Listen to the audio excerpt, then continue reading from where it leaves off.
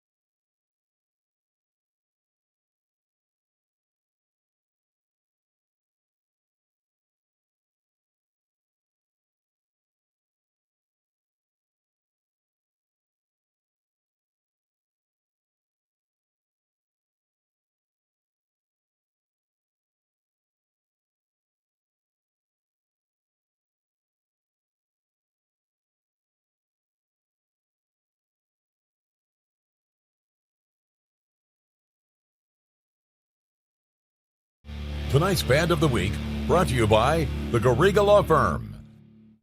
So we had the Andrews Mustangs and the Monahans Lobos face off for our Band of the Week in Week 5. Let's see who got the win.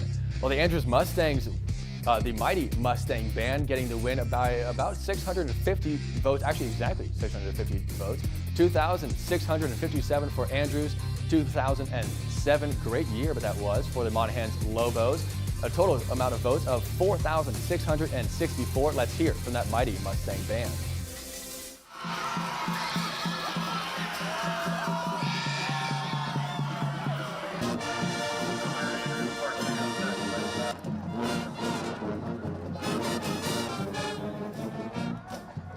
Well, congratulations to the Andrews Band. It was a great game overall on the field. Lots of spirit from both sides as both teams are on the scoreboard early. Andrews with the first touchdown of the game. A great catch by Jayshawn DeBooz. Monahans' Gavin Cobert not very happy giving up that touchdown, but it's okay because Monahans would answer back with a touchdown of their own just a few minutes later. This is Dylan Pittman running it himself for Monahans, breaking a couple tackles, and he makes it in. The referee says it is good. And then the other referee, well, they are going to be covering our camera so we can't see that celebration there. All right, that was about the first half, a low-scoring first half, but Andrews really found it in the second half, a 25-22 win for the Mustangs, and Monahans, they dropped to 0-5 through their non-district schedule. They're really going to need to find it next week against Pecos.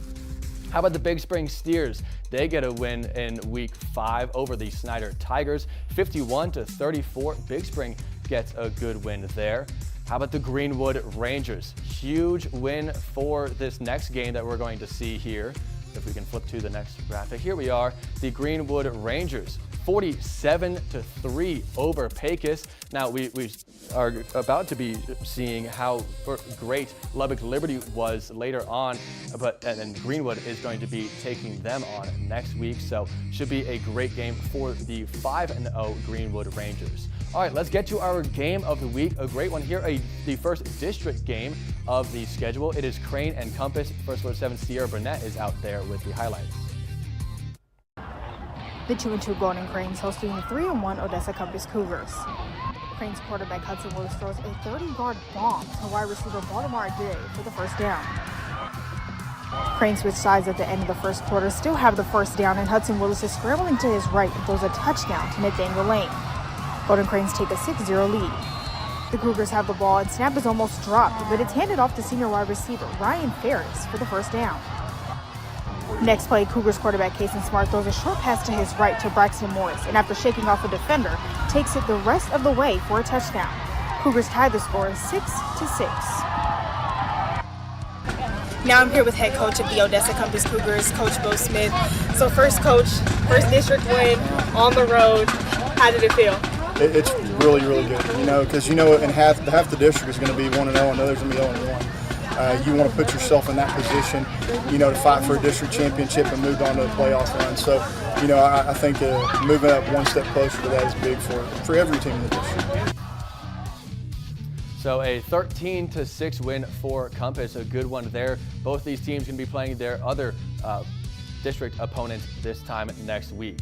All right, one more 3A game to get to before we take another break. Kermit getting a big 54-0 win over Van Horn. Kermit will take on Eunice, New Mexico next week. A good game there. All right, we have to take another break, but afterwards we will meet our player of the week, our team of the week, and our cheer team of the week. Stay with us.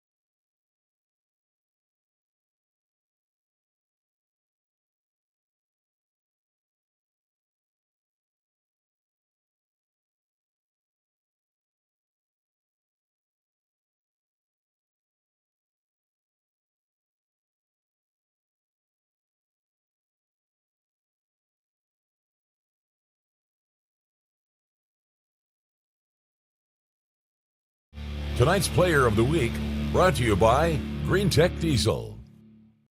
Our player of the week is legacy quarterback JP Reyes. Last week against the Abilene Eagles, he broke his own record that he set this time last year for most passing yards in a single game. I went down to legacy practice to run some drills and sit down with JP to learn more about his football journey. And you can see that full interview on our website, firstalert7.com. We also get to meet our team of the week, another thing that you can see on our website. Let's meet our team of the week. Tonight's Team of the Week brought to you by Oak Creek Homes. So it was the Ira Ann Braves. They have just one loss this season to a strong Compass team that we saw won their first district game tonight. Sierra Burnett was at that one. Since then, the Braves have won back-to-back games, so a lot going the way of the Braves. And with them being our team of the week, that brings us to the Ira Ann cheer team for our cheer team of the week. Tonight's Cheer Team of the Week brought to you by Kimberly Quintero of Fathom Realty. So here's the Ira Ann cheer team this evening in Reagan County. It's homecoming out in Big Lake, so a big occasion for the Braves and the Owls. These cheerleaders have had a lot to celebrate this season, and let's see if it continued on the field tonight. As we have Ira Ann and Reagan County, the Braves are the homecoming crashers at Reagan County against the Owls. Now after a turnover on downs, here's a give to Alex Reyes, who finds space to his right, and then we'll say a quick hello to the camera. Get used to seeing number 9 in the end zone. Alex Reyes gets the give again, this time taking it out to his left side, breaking a Reagan County tackle and finding the painted grass again. Welcome to the Alex Reyes Show. A great game for the Ira Ann Braves. Let's check out the final score against Reagan County.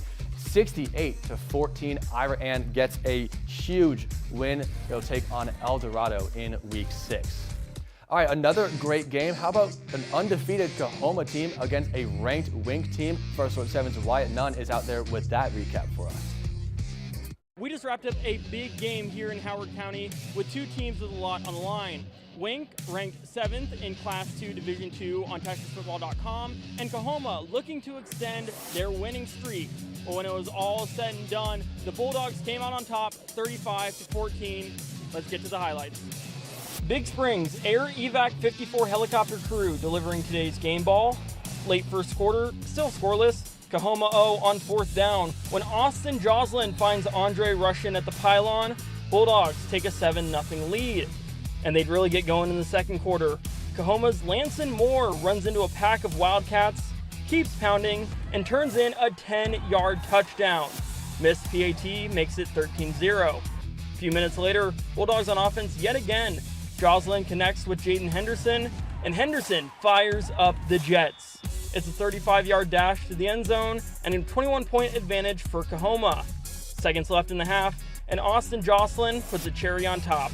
He passes to Landon Wells, and Wells bullies his way into a score. Congrats to the Bulldogs on the win, and congrats to Paisley Osborne for being crowned the Coahoma Homecoming Queen. I'm here with Coahoma head football coach Chris Joslin. Coach, real exciting win tonight and a big performance by the offense. What did it take to get it done on homecoming? First of all, our defense played outstanding. You're right, we played good on offense, but our defense, that's the best running back we were going to play for a little while. And last year he ate us up, and we preached all week, you got to get to the football and help tackle, and really proud of our defense. Only giving up 7 tonight. Our offense gave the other 7 up. But the thing I'm most proud about this team is huge win last week, and we challenged them this week. You got to be ready each and every week because we got good teams coming all the way down, and they came out ready to play tonight. Thank you, Coach. Reporting in Coahoma, Wyatt Nunn, First Alert 7 Sports. Wyatt, thank you. Some more scores to get to before we go. McCamey getting a big loss here to Sonora. 47-13 was that one. And Forsan, a 59-0 shutout against Ropes. Some 6-man scores before we go. Sanderson couldn't get it done against Marfa. The Shorthorns getting a win, 29-18. Rankin getting a big win. This game was last night against Rock Springs, 58-12. And a couple more scores. How about Garden City? 58-0 over the Midland Trinity Chargers. Garden City will host Westbrook next week. That would be a good game. And the Grand Falls Royalty Cowboys, 57-12 over Midland Holy Cross. Midland TLCA not getting it done against the Abilene Christian Panthers either. 46-0 is that shutout there. Great win for Grand Falls against Holy Cross. All right, wow, that's another week of the Friday Night Blitz done here. Thank you so much for joining us here. And we also want to give a big thank you to those who fed us tonight, the Block Meat Company. Special thanks to the Block Meat Company for feeding our team tonight. All right, thank you so much. It was a fantastic week here for Week 5. A couple of district matchups. We saw the Compass Cougars get their win against Crane, and Alpine actually did also get a win against their district rival Anthony there. Another big game tomorrow for Odessa. Thanks so much for joining us here. We'll see you back here tomorrow.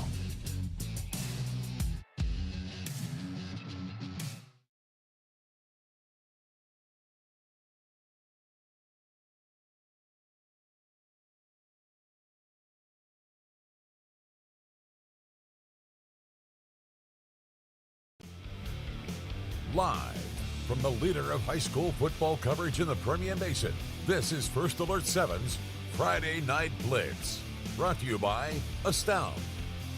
Now, here's First Alert 7 Sports Director Jensen Young.